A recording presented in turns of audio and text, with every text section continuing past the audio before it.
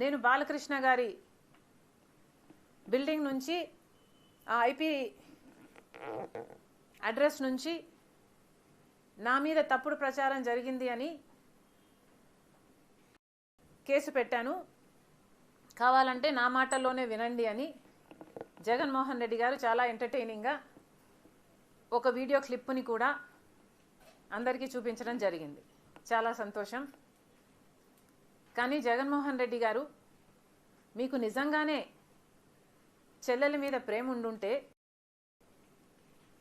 మీకు బాలకృష్ణ గారో లేక Balakrishna building IP address నుంచో మీ చెల్లెల మీద తప్పుడు ప్రచారం జరిగింది అని మీరు నమ్మింటే, మీకు తెలుసుంటే, మరి మీరు 5 సంవత్సరాలు ముఖ్యమంత్రిగా ఉన్నారు కదా. ఆ ఇష్యూ జరిగిన తర్వాత 5 సంవత్సరాలు మీరు ముఖ్యమంత్రిగా ఉండి ఏం గాడిదలు కాశారండి? ఎందుకు ఎంక్వైరీ వేయలేదు బాలకృష్ణ మీద? మీరు ఇప్పుడు చెల్లెల మీద ప్రేమ ఉన్నట్టు మీరు మాట్లాడుతున్నారే.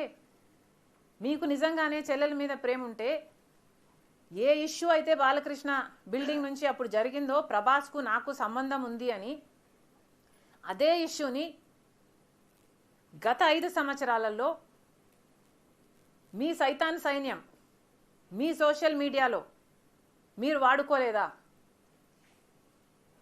నేను ఏ రోజైతే కేసు పెట్టానో,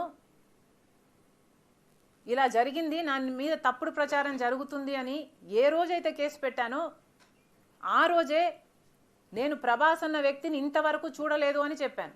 ఈ రోజుటికి కూడా నాకు ప్రభాస్ అంటే ఎవడో తెలియదు. ఈ రోజుటికి కూడా చెప్తున్నా, ఆ రోజు ప్రమాణం చేశాను నా బిడ్డల మీద నాకు సంబంధం లేదు ఆయనతో అని. ఈ రోజు మళ్ళీ చేయడానికి కూడా చెప్తున్నా, నాకు సంబంధం లేదు ఆయనతో. నా బిడ్డల మీద ప్రమాణం చేసి చెప్తున్నా. జగన్మోహన్ రెడ్డి గారికి ఇవన్నీ తెలిసి కూడా నాకు క్యారెక్టర్ లేనట్టు, నాకు ఆయనతో సంబంధం ఉన్నట్టు గత 5 సంవత్సరాలలో మీ సైతాన్ సైన్యం చేత ప్రాపగాండా చేయించలేదా?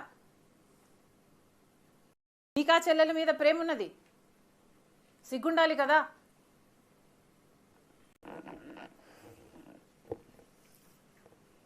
మళ్ళీ నా వీడియోనే ప్లే చేసి మళ్ళీ ఆయనకు మైలేజ్ వచ్చేటట్టు వాడుకుంటున్నారు. అంటే నా వీడియో పనికొస్తుందన్నా మీరు వాడేసుకుంటారు. సో మీరు చెల్లెల్ని వాడేసుకుంటారు, మీరు తల్లి మీద కేసైనా పెడతారు, మీరు నాన్న పేరుని సిబిఐ ఛార్జ్ షీట్లో అయినా